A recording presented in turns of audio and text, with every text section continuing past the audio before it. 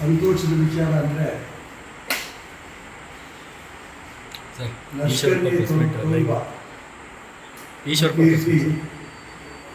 ಮೂರ್ನಾಲ್ಕು ಉಗ್ರ ಸಂಘಟನೆ ಸಂಬಂಧ ಇಟ್ಟುಕೊಂಡಂಥ ಕುಖ್ಯಾತ ಉಗ್ರರು ತುಂಬ ಬಲಶಾಲಿಗಳನ್ನು ಈ ಆಪರೇಷನ್ ಸಿಂಧೂರ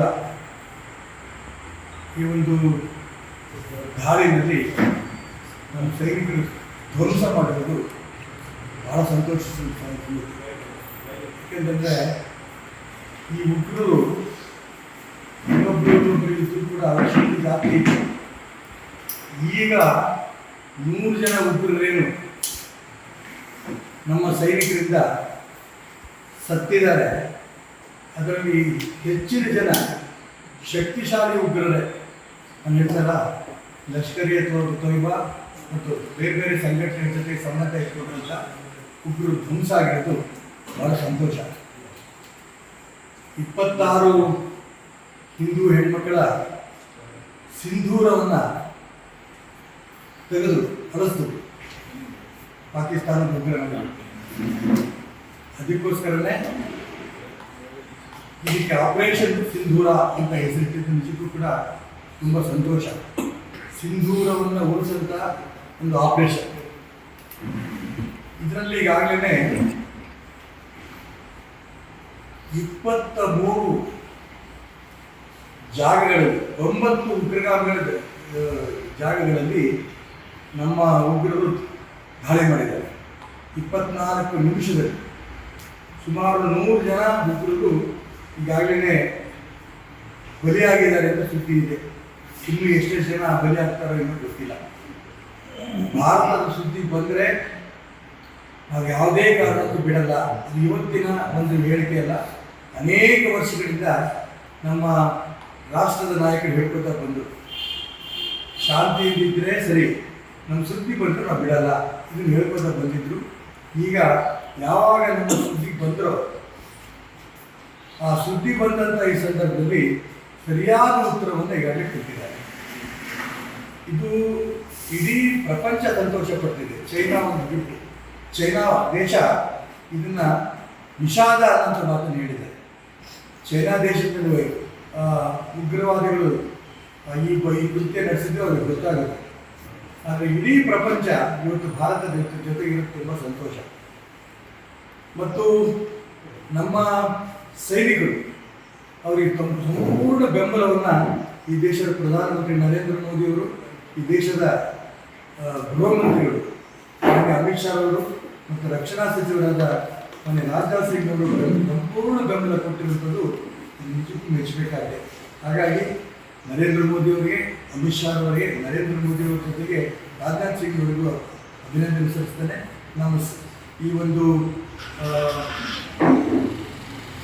ಹುಲಿಯಂತೆ ಹೋರಾಟ ಮಾಡಿದಂಥ ಸೈನಿಕರಿಗೆ, ಈ ಒಂದು ಯುದ್ಧದಲ್ಲಿ ಯಶಸ್ವಿಯಾಗಿರುವಂಥ ನಮ್ಮ ಸೈನಿಕರಿಗೆ ಎಷ್ಟು ಅಭಿನಂದನೆ ಸಲ್ಲಿಸಿದ್ರು ಕೂಡ ಸಾಕಾಗಿಲ್ಲ. ಅಂದರೆ ಈ ಸಂದರ್ಭದಲ್ಲಿ ತುಂಬ ಒಂದು ಸಂತೋಷ ಅಂದರೆ ಈ ರಾಜ್ಯದ ಮುಖ್ಯಮಂತ್ರಿ ಮಾನ್ಯ ಸಿದ್ದರಾಮಯ್ಯನವರು ಇದನ್ನು ಸೈನಿಕರ ಅಭಿನಂದನೆ ಸಲ್ಲಿಸಿದ್ದಾರೆ. ಮಾನ್ಯ ಉಪಮುಖ್ಯಮಂತ್ರಿಗಳಾದ ಮಾನ್ಯ ಡಿ ಕೆ ಶಿವಕುಮಾರ್ ಅವರು ಪ್ರಧಾನಮಂತ್ರಿಗೆ, ಸರ್ಕಾರಕ್ಕೆ, ಸೈನಿಕರಿಗೆ ಎಲ್ಲ ಅಭಿನಂದನೆ ಸಲ್ಲಿಸಿದ್ದಾರೆ. ಆದರೆ ಕಾಂಗ್ರೆಸ್ ಪಕ್ಷದವರು ಅಧಿಕೃತವಾಗಿ ಒಂದು ಟ್ವೀಟ್ ಮಾಡಿದ್ದಾರೆ. ಶಾಂತಿ ಮಂತ್ರವನ್ನು ಜಪಿಸಿದ್ದಾರೆ. ಅದಾದ ನಂತರ ಇಡೀ ದೇಶದಲ್ಲಿ ಅದಕ್ಕೆ ವಿರೋಧ ಬಂದ ನಂತರ ಆ ಟ್ವೀಟ್ನ ಅಳಿಸಿದ್ದಾರೆ. ಮನಸ್ಥಿತಿಯನ್ನು ಕಾಂಗ್ರೆಸ್ಸಿಗರು ಇನ್ನೂ ಕೂಡ ಬದಲಾವಣೆ ಮಾಡ್ಕೋಬೇಕು. ಯಾಕೆಂದರೆ ಇದು ಸಂಕಷ್ಟ ಕಾಲ, ಇಡೀ ದೇಶ ಒಟ್ಟಾಗಿರಬೇಕು. ಇಂಥ ಸಂದರ್ಭದಲ್ಲಿ ಸಣ್ಣತನದ ರಾಜಕಾರಣ ಮಾಡೋದು ಯಾವ ಕಾರಣಕ್ಕೂ ಒಳ್ಳೆಯದಲ್ಲ. ಸೈನಿಕರು ಕೂಡ ಇದರಿಂದ ಒಂದು ರೀತಿ ಅಪಮಾನ ಆಗುತ್ತೆ. ಜೊತೆಗೆ ಯಾರು ಇದನ್ನು ಉಗ್ರಗಾಮಿಗಳನ್ನು ಸದೆ ಪಡಿಬೇಕು ಅಂತ ಹೊರಟಂಥ ಮೋದಿಯವ್ರಿಗಾಗಲಿ, ಅಮಿತ್ ಶಾ ಅವ್ರಿಗಾಗಲಿ ಒಂದು ರೀತಿಯ ನಿರಾಶೆ ಆಗಂಥ ಪರಿಸ್ಥಿತಿ ಬರಬಾರ್ದು. ಅದಕ್ಕೋಸ್ಕರ ಇಡೀ ದೇಶ ಒಂದಾಗಿದ್ದೀವಿ ಅನ್ನೋದನ್ನು ತೋರಿಸ್ತಾ ಇರೋದು ತುಂಬ ಸಂತೋಷ. ಈಗ 26 ಜನ ಹೆಣ್ಮಕ್ಳಿಗೆ, ಯಾಕೆಂದರೆ ಭಾರತೀಯ ಸಂಸ್ಕೃತಿಯಲ್ಲಿ ಹೆಣ್ಮಕ್ಕಳ ಹಣೆಗಿರೋಂಥ ಸಿಂಧೂರ ಇದು ಭಾಳ ಪಾವಿತ್ರತೆ ಇರುತ್ತೆ. 26 ಜನ ಹೆಣ್ಮಕ್ಕಳ ಸಿಂಧೂರವನ್ನು ಆಳಿದಂಥ ಉಗ್ರಗಾಮಿಗಳನ್ನು ಈಗಾಗಲೇ ಸದೆ ಬಡಿದಿದ್ದಾರೆ ನಮ್ಮ ದೇಶದ ಸೈನಿಕರು. ಇನ್ನೂ ಎಷ್ಟು ಜನಕ್ಕೆ ಸದೆ ಬಡಿತಾರೆ ಗೊತ್ತಿಲ್ಲ. ಇದನ್ನ ತುಂಬ ಸಂತೋಷದಿಂದ ಇದನ್ನು ಸ್ವಾಗತ ಮಾಡ್ತಾರೆ. ಈ ದಾಳಿಗೆ ಇಸ್ರೇಲ್ ಕೂಡ ಬೆಂಬಲ ವ್ಯಕ್ತಪಡಿಸಿದೆ. ಇಸ್ರೇಲ್ ಒಂದೇ ಅಲ್ಲ, ಇಡೀ ರಷ್ಯಾ, ಅಮೆರಿಕ, ಈ ಪ್ರಪಂಚದ 13 ರಾಷ್ಟ್ರಗಳು, ಸರಿಯಾದ ರಾಷ್ಟ್ರಗಳು ಇದಕ್ಕೆ ಬೆಂಬಲ ವ್ಯಕ್ತಪಡಿಸಿದ್ದಾರೆ. ಇದು ಅದೇ ಹೇಳ್ತೀನಲ್ಲ, ಉಗ್ರಗಾಮಿಗಳು ಮಾಡಿದ ಕೃತ್ಯವನ್ನು ಮಾನ್ಯ ನರೇಂದ್ರ ಮೋದಿ ಅವರು ಹೇಳಿದ್ರು, ತುಂಬ ಸ್ಪಷ್ಟವಾಗಿ ಹೇಳಿದ್ರು, ಇದಕ್ಕೆ ಸರಿಯಾದ ಉತ್ತರವನ್ನು ನಾವು ಕೊಡ್ತೇವೆ ಅನ್ನೋ ಮಾತನ್ನು ನರೇಂದ್ರ ಮೋದಿ ಅವರು ಹೇಳಿದ್ರು. ಇದ್ರ ಪಾಠವನ್ನು ಅವರು ಕಲಿಸ್ತೀವಿ ಅಂತ. ಅದೇ ರೀತಿ ಮಾನ್ಯ ಅಮಿತ್ ಶಾ ಅವರು ಹೇಳಿದ್ರು, ಹುಡುಕಿ ಉಗ್ರಗಾಮಿಗಳು ಬಿಡಲ್ಲ ಅಂತ. ಅಂದ್ರೆ ಬರೀ ಹೇಳಿದ್ದೆಲ್ಲ ಮಾಡಿ ತೋರಿಸಿದರೆ ಕೇಂದ್ರ ಸರ್ಕಾರಕ್ಕೂ ಅಭಿನಂದನೆ ಸಲ್ಲಿಸ್ತೇನೆ, ಸೈನಿಕರಿಗೂ ಅಭಿನಂದನೆ ಸಲ್ಲಿಸ್ತೇನೆ. ಉಗ್ರಗಾಮಿಗಳು ಇನ್ನು ಬಾಲ ಬಿಡಬಾರ್ದು, ಆ ರೀತಿ ಸರಿಯಾದ ಒಂದು ಉತ್ತರವನ್ನು ನಮ್ಮ ಸೈನಿಕರು ಕೊಟ್ಟಿದ್ದಾರೆ. ಆ ಸೈನಿಕರು ಕೂಡ ಅಭಿನಂದನೆ ಸಲ್ಲಿಸ್ತಾರೆ. 109 ಜನ ಉಗ್ರಗಾಮಿಗಳಾಗಿದ್ದಾರೆ. 109 ಜನ 11 ಜನ ನಾಗರಿಕರಿಗೆ ಪಾಕಿಸ್ತಾನದ ಸೈನಿಕರು ಹೊಡೆದಿದ್ದಾರೆ. ನಾನು ಅದು ಗಮನಿಸಿದ್ದೆ, ಈಗ ತಾನು ಟಿ ವಿ ಮುಂದೆ. ಇದನ್ನ ಪಾಕಿಸ್ತಾನದ ಸೈನಿಕರು ಅರ್ಥ ಮಾಡ್ಕೊಂಡು ಈ ನಮ್ಮ ಏನೂ ಗೊತ್ತಿಲ್ಲದೆ ಇರೋಂಥ ನಾಗರಿಕರನ್ನು ಕೊಲೆ ಮಾಡಿದ್ರೆ ಅದರ ಪ್ರತಿಫಲವನ್ನು ಅನುಭವಿಸಬೇಕು. ಎಲ್ಲಿ ಹೊಡೆದಿದ್ದಾರೆ ನಮ್ಮ ಸೈನಿಕರು? ಉಗ್ರಗಾಮಿಗಳು ಎಲ್ಲೆಲ್ಲಿದ್ದಾರೆ ಆ ಜಾಗವನ್ನು ಹುಡುಕಿ ಅದೇ ಜಾಗಕ್ಕೆ ಮಾತ್ರ ಹೊಡೆದಿದ್ದಾರೆ. ಇದು ಮಾನವೀಯತೆಯಿಂದ ನಡೆದಂಥ ಕೃತ್ಯ, ಬೇರೆ ಬೇರೆ ಕಡೆ ಹೊಡೆದಿಲ್ಲ.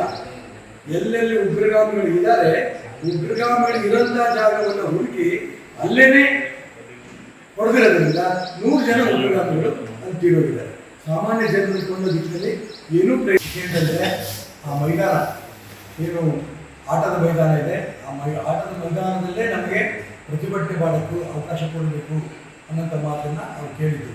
ಆ ಮೈದಾನಕ್ಕೆ ಏನೇ ಇಟ್ಟಿದ್ರು ಅಂತಂದರೆ ಜಿಲ್ಲಾ ಸುನ್ನಿ ಈದ್ಗಾ ಮೈದಾನ, ಇಲ್ಲಿ ನಮ್ಗೆ ಅವಕಾಶ ಕೊಡಬೇಕು ಅಂತ ಕೇಳಿದ್ರು. ಅದಕ್ಕೆ ಆದರೆ ಅದು ಈದ್ಗಾ ಸುನ್ನಿ ಮೈದಾನ ಅಲ್ಲ, ಅದು ಈಗಾಗಲೇ ದಾಖಲೆಗಳು ನಾನು ಕೊಟ್ಟಿದ್ದೇನೆ. ಆ ಮೈದಾನ ಅನಧಿಕೃತವಾಗಿ ಖಾತೆ ಆಗಿರೋದಕ್ಕೋಸ್ಕರ ಅದನ್ನು ಕೊಟ್ಟಿಲ್ಲ. ನಾನು ಕಾರ್ಪೊರೇಷನ್ಗೆ ಈ ಸಂದರ್ಭದಲ್ಲಿ ಒತ್ತಾಯ ಮಾಡ್ತೇನೆ, ಒಂದು ಆ ಜಾಗವನ್ನು ತಕ್ಷಣ ಅದಕ್ಕೆ ಅದೇನು ನೀವೇ ಹಿಂದಿನ ಆಯುಕ್ತರನ್ನೇ ಜಿಲ್ಲಾ ಅಧಿಕಾರಿಗಳಿಗೆ ಬರೆದಂಥ ಪತ್ರದಲ್ಲಿ ಅದು ನೀತಿ ಬಾಹಿರ, ಕಾನೂನು ಬಾಹಿರವಾಗಿ ಆಗಿರುವಂಥ ಖಾತೆ ಅಂತ ಹೇಳಿದ್ರಿಂದ ಅದನ್ನು ತಕ್ಷಣ ರದ್ದು ಮಾಡಿ ಆ ಜಾಗವನ್ನು ಅವರು ಕಾರ್ಪೊರೇಷನ್ಗೆ ಹೋಗಬೇಕು. ಇದು ಮೊದಲನೇದು. ಎರಡನೇದು, ಅವತ್ತು ನಡೆದಂಥ ಪ್ರತಿಭಟನಾ ಮೆರವಣಿಗೆ ಏನು ಅವರ ಹಾಸ್ಟೆಲಿಂದ ವೀರಭದ್ರೇಶ್ವರ ಹಾಸ್ಟೆಲಿಂದ ಅವ್ರ ಮೆರವಣಿಗೆ ಜಿಲ್ಲಾಧಿಕಾರಿಗಳು ತಮ್ಮ ಕಚೇರಿ ತಕ್ಕ ಮಾಡ್ಕೊಂಡು ಬಂದಿದ್ದಾರೆ ಮತ್ತು ಆ ಮೈದಾನ ಬಿಟ್ಟು ಅಲ್ಲೇನು ಸಭೆ ಮಾಡ್ತಾರೆ. ಇದೆಲ್ಲವೂ ಕೂಡ ಪರ್ಮಿಷನ್ ಇಲ್ಲದೆ ನಡೆಸಿದಂಥ ಸಭೆ ಮತ್ತು ಪರ್ಮಿಷನ್ ಇಲ್ಲದೆ ಮೆರವಣಿಗೆ.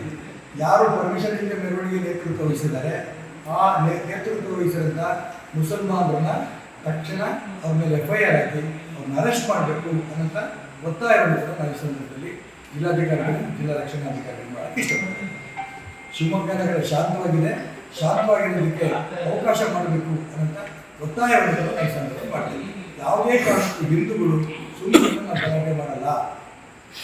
ಆ ಜಾಗವನ್ನು ಇದ್ದಿದ್ದಂಗೆ ಆ ಮೈದಾನಕ್ಕೆ ಬೇಲಿ ಹಾಕಿ, ಅದು ಕೂಡ ರೈಲ್ವೆ ಇಲಾಖೆ ಹಳಿ ತಂದು ಬೇಲಿ ಹಾಕಿದ್ದು ಅಕ್ಷಮ್ಯ ಅಪರಾಧ. ಅದಕ್ಕೋಸ್ಕರ ಅದ್ರ ವಿರುದ್ಧ ತೀರ್ಪಿಟ್ಟು ದಾಖಲೆ ಸಮೇತ ನಾವು ಕೊಟ್ಟಿದ್ದೇವೆ.